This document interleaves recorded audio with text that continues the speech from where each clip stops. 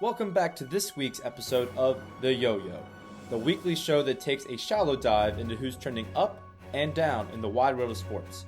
This week's show is presented by Wolf Solutions. I'm your host, Andrew Gormley, and let's go! Our first Who's Up of the Week is Turner and HBO. Now, earlier this week, Turner Sports signed an 8-year deal with U.S. Soccer for all men's and women's non-World Cup rights. The deal, which runs through 2030, will cover friendlies, World Cup qualifiers, and the She Believes Cup. The agreement, which is worth about $25 million per year, will see TBS, TNT, and HBO Max become the official home of U.S. Soccer for years to come. Our second Who's Up of the Week is innovation. As the sports media landscape becomes increasingly saturated, both innovation and creativity are key to attracting a new audience. For example, last month NASCAR brought a race to the LA Coliseum and is currently in talks to bring a street race to Chicago. The NFL is also set to broaden its borders and play regular season games in Germany. As we move forward, expect to see more new concepts that would break the traditional sports mold. What's your idea for the next big sports innovation? Let me know down in the comments below. For our last Who's Up of the Week, we turn to 19-year-old basketball superstar Paolo Banchero.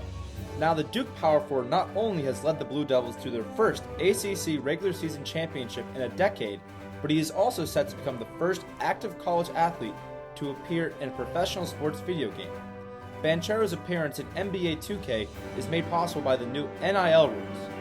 These rules also have sports video game fans everywhere anxiously awaiting the return of the popular NCAA sports video game franchises.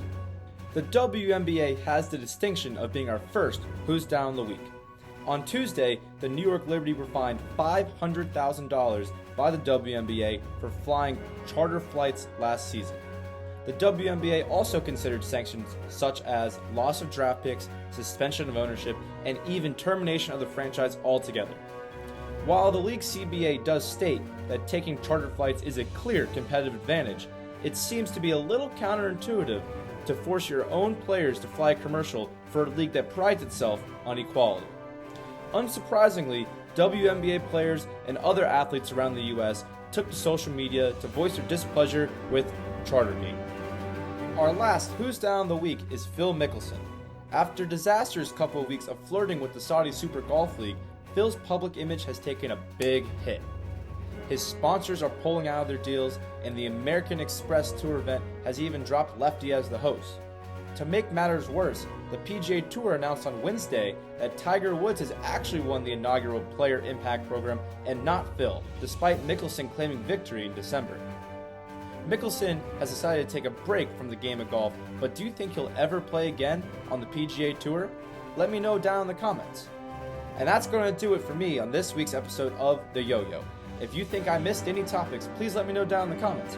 Remember to like and subscribe, and I'll catch you next time.